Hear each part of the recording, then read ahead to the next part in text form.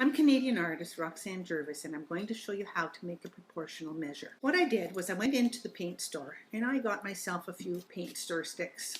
And because they're not very solid hard wood, I actually painted white glue on just to give it a bit more strength, because when you do some drilling of these holes, it tends to break up a lot. Alternately, you can get yourself a piece of hardwood, oak or maple, but for my purpose, I thought I'd try with this and see how it worked. And actually, for the difference in the price, free, this worked really well. With your stir sticks, you can take your pencil and you just draw a line perfectly down the middle from one end to the other. And it's very important that you do get it in the middle. And then on each end, you would cut points, and the angle of the point is actually much better to have this not so sharp angle as opposed to this one.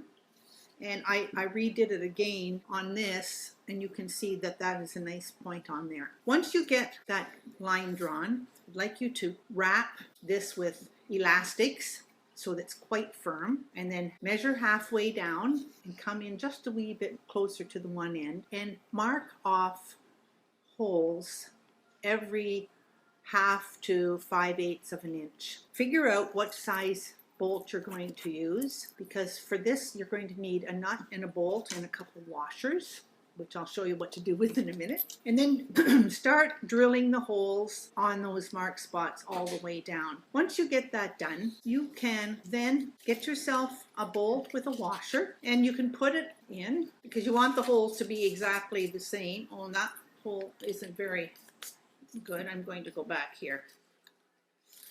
Obviously, my bolt is too big.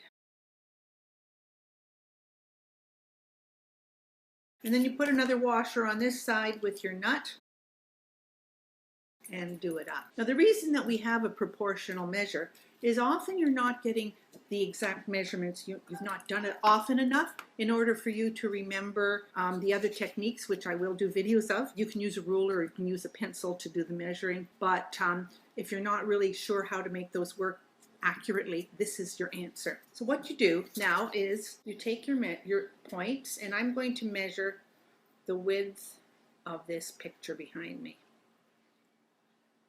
And that's what I'm seeing. Now, this would be going on a very large canvas, because when you turn it upside down, you can see the width that would be on your canvas. And you would just put a dot, and I hope I have enough room on here, just about. Look at that, it's almost the width of the page. You would put a dot where each of those points are, and that would be the width. Now, to do the vertical, or the height, you just do the same thing.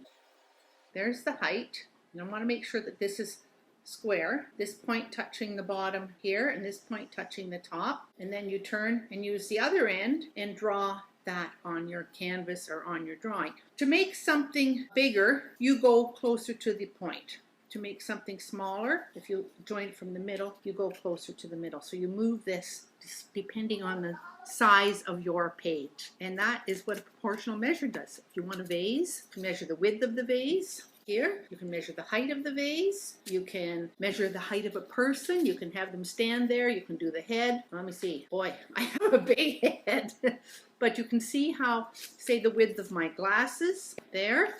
But if you want it smaller, you can use it here. And then on a large canvas, the width of the glasses would be there. If you want the width of just the one lens, there's the width in proportion. And that's the important thing with this. So have fun playing with it. After that, when you know what you're looking for, you can look at the pencil video on how to do the measurement. But at least this way, you can double check that your measurements are correct. Subscribe for more videos. And if you like what you see, please share with your friends. Thank you for watching.